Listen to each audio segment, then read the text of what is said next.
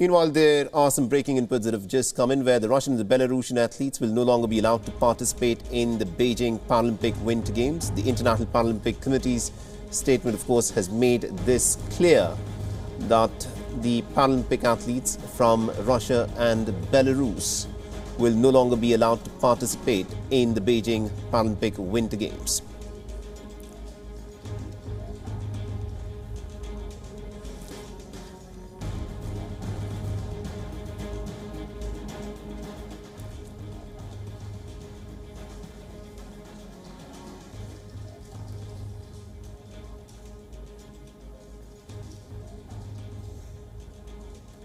All right, so this of course is the situation as things stand. The fighting has been ongoing.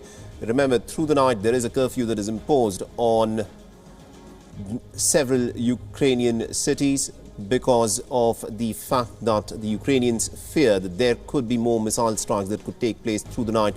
So most people have been spending their time in bunkers underground, and through that they of course are staying safe. Now, to give us more insights in terms of how this war is, of course, progressing and also as to what can be expected in the talks scheduled to be held between the Russians and the Ukrainians late in the day today, we're joined in by our correspondent, Julia Chapman, who's joining us live from Moscow. Now, Julia, bring us up to speed with what is expected to happen when the talks take place between the Russians and the Ukrainians, and why is it that the talks have not been held so far, although they were originally scheduled to be held yesterday? Well, Russia said that it was sending a delegation to talks yesterday, almost daring their Ukrainian counterparts to turn up. We obviously saw earlier in the week the two sides get together at the negotiating table on the Ukrainian-Belarusian border. Of course, they are very fraught talks at a time of high conflict between the two countries.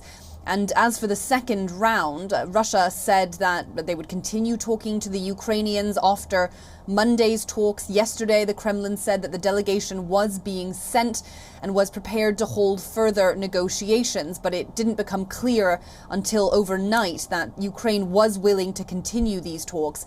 Yesterday, Ukrainian President Volodymyr Zelensky said that the talks could only continue if Russia stopped bombing Ukrainian cities. From the Kremlin's perspective, they have said that they have high hopes. They want to get to the negotiating table with Ukraine. The spokesperson for President Vladimir Putin, Dmitry Peskov, wouldn't be drawn when asked by journalists what a successful outcome would look like, but he did say he hoped the Ukrainian side turned up.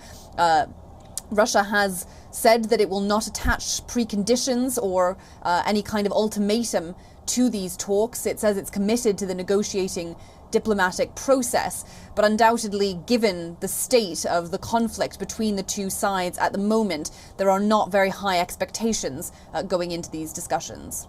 Now, at this point of time, is Russia willing to at least consider ceasefire before meaningful talks can actually take place? Is that something that the Russian leadership is even looking at?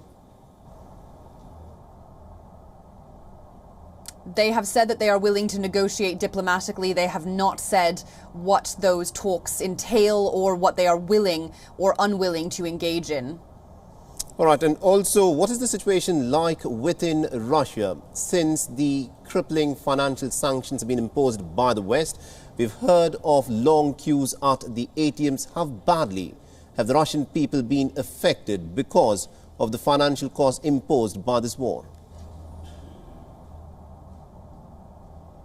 There is certainly a strange atmosphere here in Moscow at the moment where normal life is continuing almost unchanged since the war began, apart from a few little indicators that something is amiss. And yes, one of them, of course, is queues at ATMs that give out foreign currency. It has become very difficult to get your hands on US dollars or euros or pounds sterling because many Russians are desperate now to get a hold of foreign currency, given the value of the ruble plummeting and fears that it could fall even further. Immediately as well, the central bank moved to more than double interest rates to 20% in an effort to help prop up the ruble, but that is going to put huge pressure on many Russians trying to pay their mortgages, for example. And we are now seeing a range of other impacts on top of all the economic sanctions, which undoubtedly will take some time to filter through to the Russian economy. There are also cultural sanctions, sporting ones. A lot of Russian sporting bodies have been suspended. We've just been hearing now about the Paralympic Committee banning Russian and Belarusian athletes.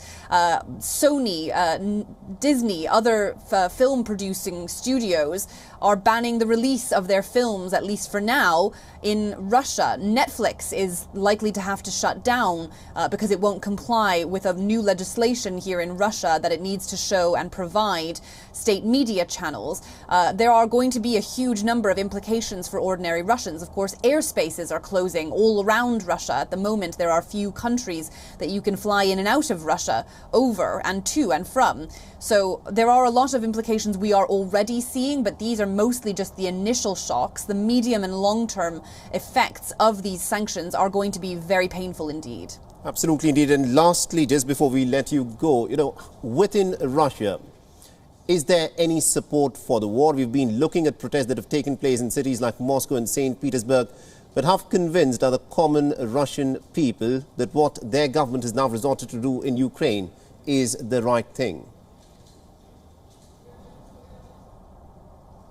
It is incredibly difficult to gauge the extent of public support for Russia's invasion of Ukraine. Yes, we are seeing a number of relatively small protests in cities all around Russia with hundreds of arrests every single day. These small bands of determined protesters that want their opinions, their opposition to this conflict heard.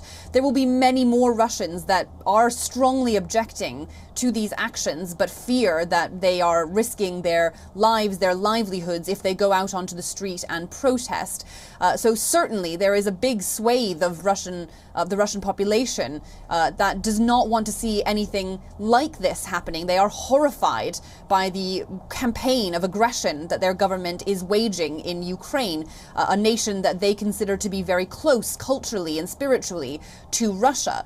There, of course, are many Russians who do support this action, who believe that Ukraine is the aggressor, that Russia is trying to liberate people there, buying into this idea of demilitarization, denazification, as the government is calling it, and that would love to see a more pro-Russian government in place in Kiev. That doesn't necessarily mean that they are supporting the bloodshed or the targeting of civilians, which, of course, they are not seeing on state media here in Russia.